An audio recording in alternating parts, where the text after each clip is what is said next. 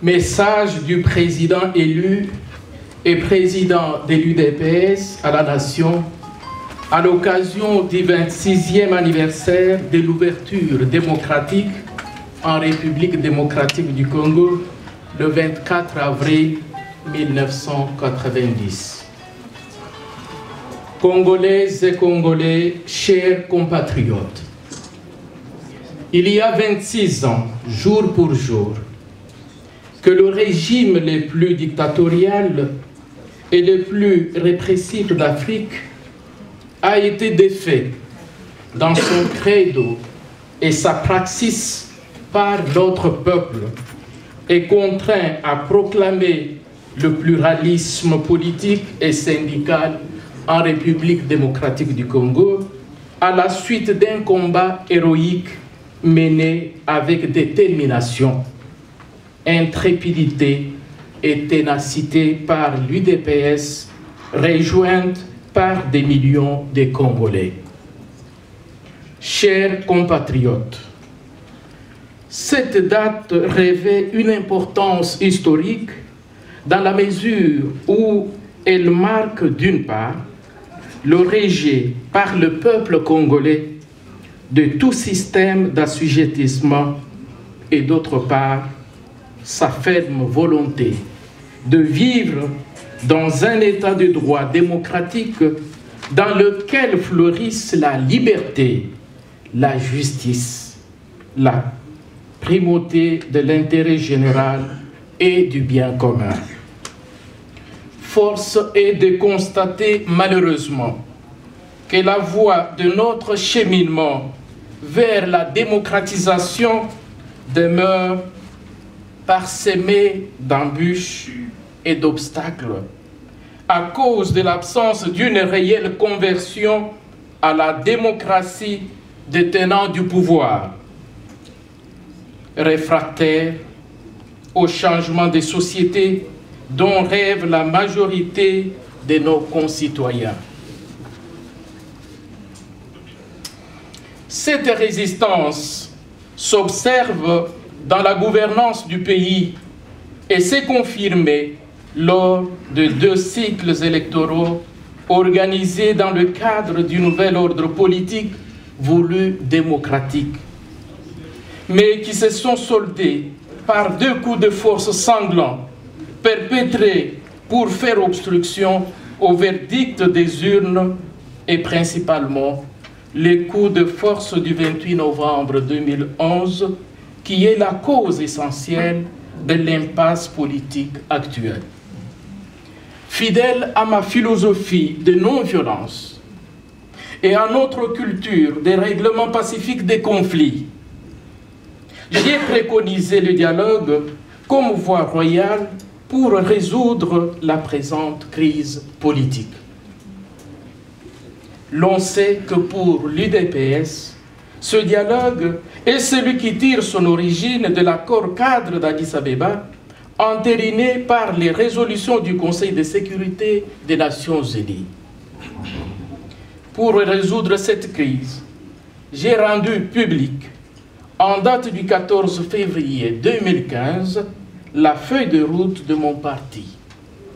Celle-ci donne les pistes de solutions pour un compromis politique permettant l'organisation des élections présidentielles et législatives apaisées dans le respect de la Constitution en vue de réaliser la réconciliation nationale et d'assurer un meilleur avenir à notre peuple. Chers compatriotes, le vote le 30 mars dernier de la résolution 2277 par le Conseil de sécurité et la désignation de M. Edem Kodieu comme facilitateur m'ont paru des avancées significatives sur la voie de la tenue effective du dialogue politique. C'est ainsi que j'ai été amené, après avoir pris acte de cette désignation, à dépêcher 3 délégués auprès du facilitateur, chargés de s'assurer de la concordance des vues entre la perception du dialogue politique par le facilitateur et son schéma de la facilitation avec la feuille de route de l'UDPS et la résolution 2277 du Conseil de sécurité des Nations Unies. Cette mission étant toujours en cours, je me réserve de tirer les conséquences dans le sens de la date butoir du 24 avril contenue dans mon communiqué du 10 avril 2016, convaincu que les préoccupations de l'UDPS seront très rapidement prises en compte. Chers compatriotes, la Constitution en vigueur dans notre pays, dont nous-mêmes et les partenaires de notre pays exigeons le respect absolu, est le produit d'un accord laborieusement négocié par l'ensemble de la classe politique congolaise comme fondement d'un régime républicain, seul à même de favoriser la cohésion nationale, l'harmonie, la paix et le développement. Nul n'a le droit d'en disposer quand ces dispositions l'arrangent et de la violer lorsqu'on veut servir ses intérêts et ceux de sa famille politique. La totalité des dispositions constitutionnelles qui en créent l'esprit républicain, convenu d'un commun accord, n'appellent ni interprétation, ni débat, et par conséquent doit être de stricte observance. Doivent cesser tous les actes de provocation et d'intimidation pour vider ce rendez-vous important du dialogue politique de sa substance et parvenir à la violation constitutionnelle par l'imposition du glissement tant redouté. Chers compatriotes, je reste convaincu que seul le dialogue politique répond aux attentes de notre peuple, nous permettra de dégager un indispensable consensus pour résoudre la crise et tenir les élections transparentes, crédibles et apaisées dans le respect de notre charte fondamentale. De la sorte, je demande aux organisations internationales, Organisation des Nations Unies, Union européenne, Union internationale de la francophonie, co-signataire du communiqué de presse du 16 février 2016, ainsi qu'aux États-Unis d'Amérique, de non seulement s'impliquer dans l'organisation globale du dialogue, mais encore de prêter main forte, travailler aux côtés du facilitateur désigné par Madame la Présidente de l'Union africaine en vue de répondre à notre souci de la garantie de la bonne fin des décisions, résolutions et recommandations du dialogue politique. Seul un nouveau compromis de la classe politique issu de ce dialogue réglera toutes les questions d'ordre politique qui se posent au pays.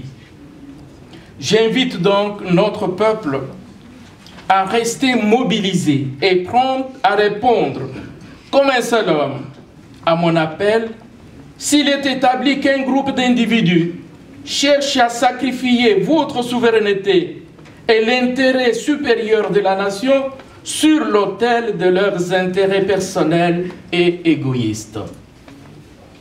Aux forces politiques et sociales du changement de se focaliser sur l'essentiel de notre lutte, l'Union pour la défense de la Constitution et des délais qu'elle prescrit pour l'élection présidentielle.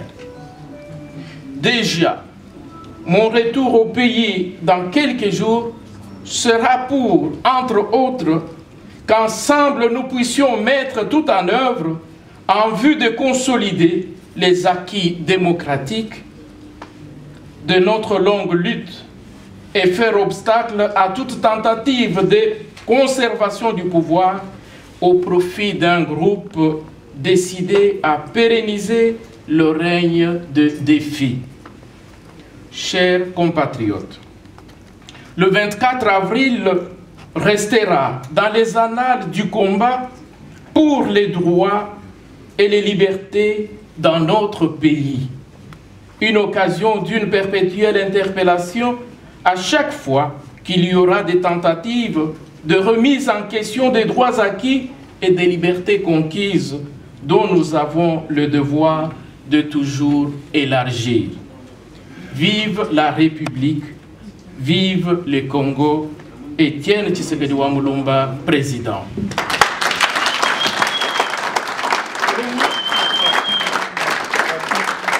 Allô. Congo Oye. Oye. Congo Oye. Oye. Président élu Oye. Oye. Voilà, merci beaucoup, hein, Monsieur l'abbé Théo Chilumba Wakabeya pour cette lecture. Hein. Nous avons écouté le message du président. Il y a, comme j'avais déjà dit ici, 2 dates importantes avant de clôturer. Attendez un instant, on va sortir ensemble. 2 dates importantes pour une telle manifestation. Le 25 juin, vous aurez l'adresse.